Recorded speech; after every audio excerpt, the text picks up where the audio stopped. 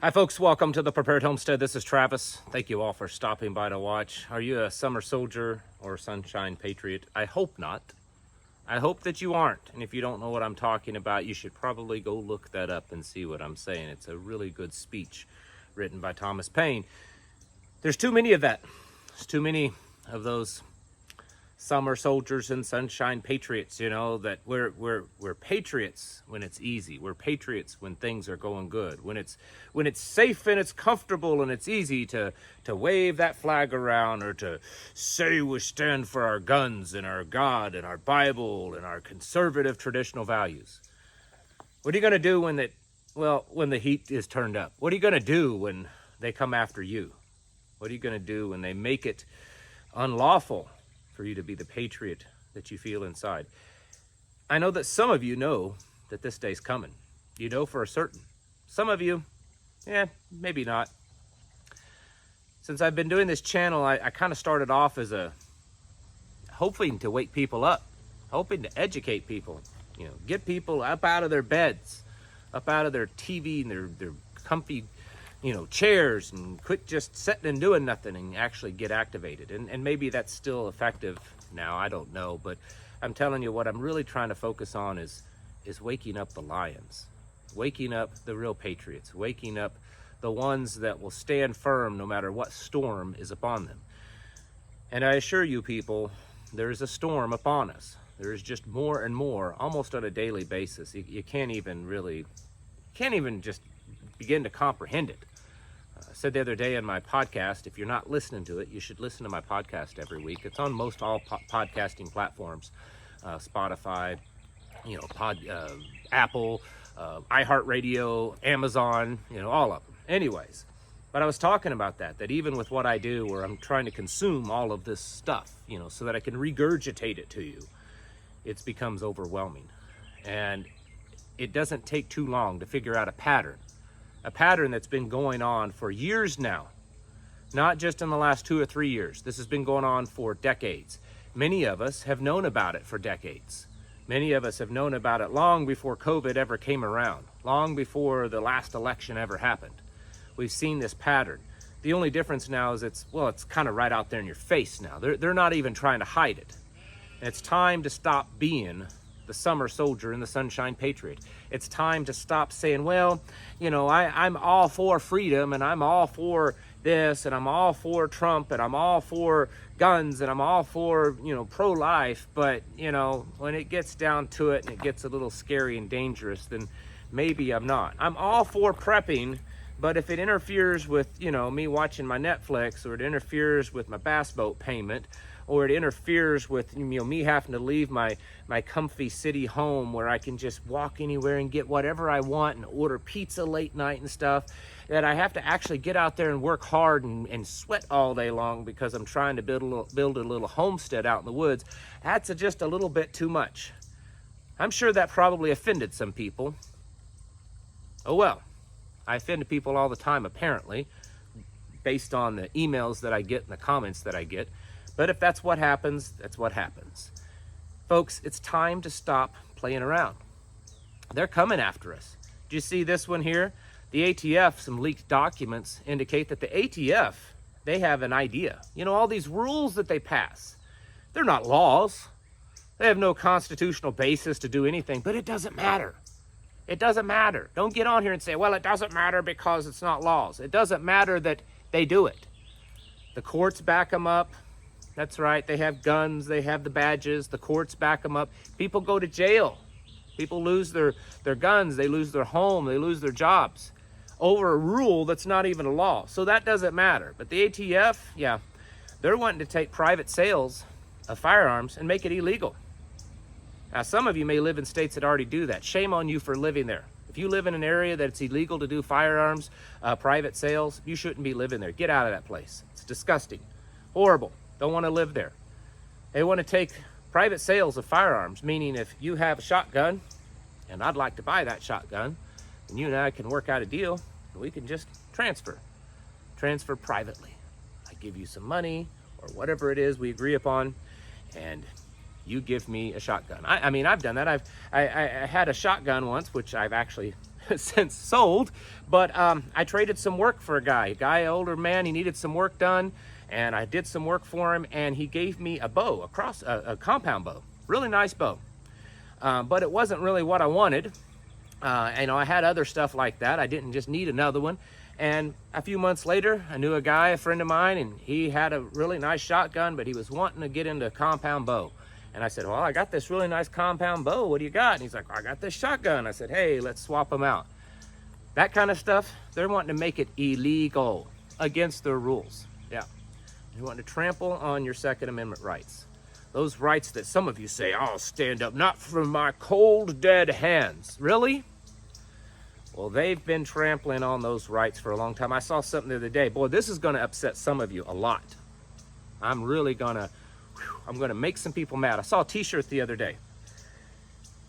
There was a picture of Ronald Reagan, except from the head up, it was Ronald Reagan, and from the neck down, it was probably some kind of like spec ops soldier, his get up with the tactical vest and an M4 and all that kind of stuff. And it had some slogan about Second Amendment. And I'm thinking, that president did more damage to the Second Amendment than just about any of them. He's at least in the top 3 or 4. Ronald Reagan, yeah, look it up. He was a horrible in the Second Amendment as governor. He took away carrying of firearms in California, and when he became president, he made basically automatic weapons and things like that, the National Firearms Act. He did all kinds of stuff, and the stuff that he didn't do led to many things afterwards. You got to stop, propping up these people as great leaders. The guy that enacted the bump stock ban. Yeah, remember that? And Operation, Get your juice. Yeah, that guy too. Stop looking at these people as great saviors and realizing that other than God and Jesus, the only one that's actually going to do anything is you. We need to be doing things. Another thing that the ATF, or it's not the ATF, it's Congress, but ATF will probably be along with the IRS enforcing it. Congress is wanting to put 1,000% tax on firearms and high capacity magazines. Yep. 1,000% tax. They're wanting to put a tax, kind of how you have the little tax on silencers, suppressors. Yeah, you have to pay like a $200 tax to get one of those, which is completely unconstitutional. The NFA should have never existed, and it shouldn't exist today. But nevertheless, those of you that go grovel to the government so that you can have permission to use your rights have to pay $200 to have one of those things. They're wanting to do the same thing now with high capacity magazines. Yes, every single one. I did some math, and my goodness, I would go broke really fast if I had to pay those taxes. It's absolutely absurd. It's absurd what they're doing. They don't care. And I hear all these people, well, that's unconstitutional. They can't do that. Really? When has the Constitution actually stopped them? Did the Constitution stop the last election and the whole debacle with that? Did it stop that? Nope, didn't do that. Did it stop all these other laws that are put into place that you and I know for a fact are unconstitutional? Did it stop that? Apparently not.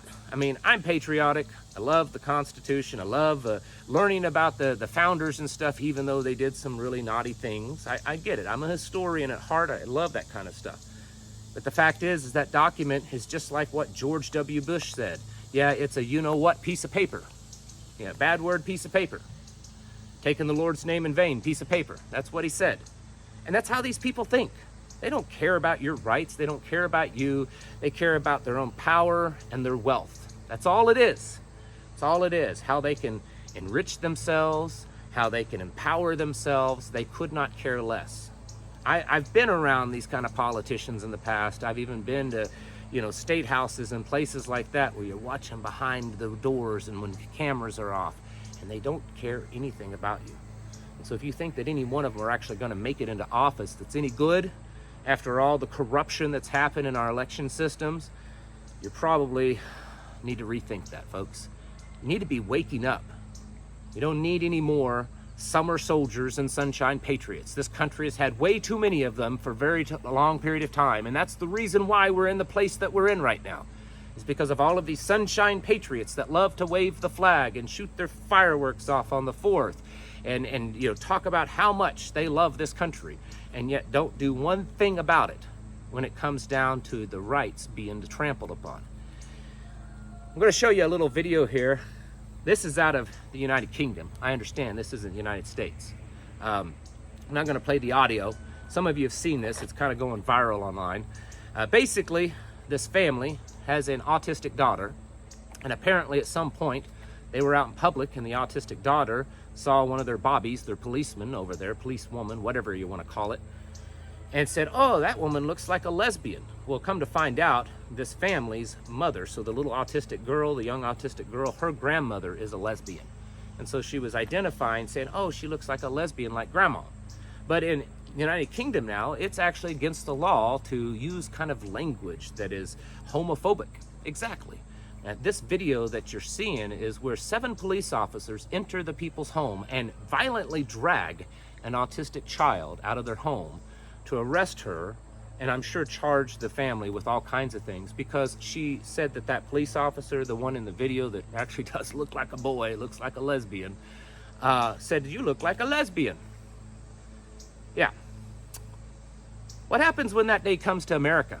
Because we're pretty doggone close. There are things happening in some of these more liberal cities that would shock most of you if you actually knew what was going on. And if you're not shocked by them, well, there's a problem.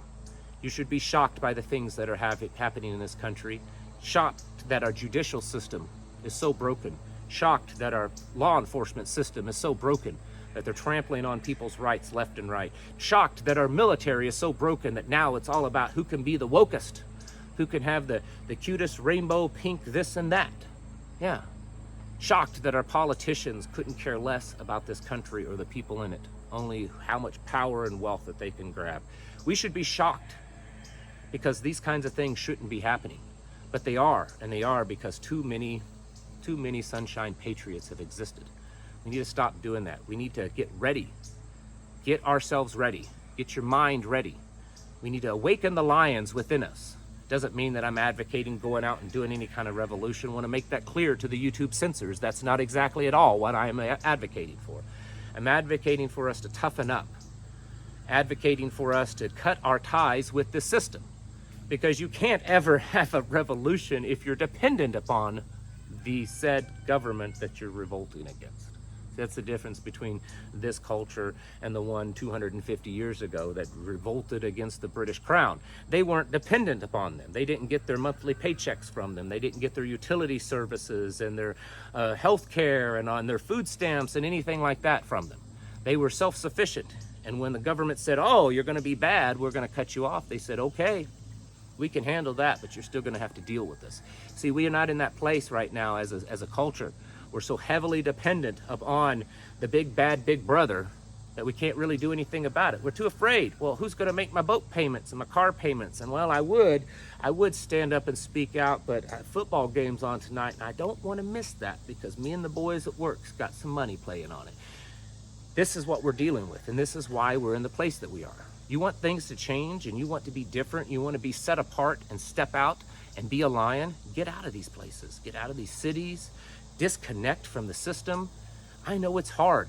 I've been dirty and sweating all day long working around here. I mean, I'm about ready when I cut this video off, because I don't want to scare anyone, jump in this creek, because it's just been hot and miserable and dirty. But you know what? I'm not dependent on the system as much as most people. Sure, I mean, you can't completely cut yourself off, but you do the best you can. And when times get rough, we know out here that country boys can and will survive. So don't be a sunshine patriot. Don't be a summer soldier.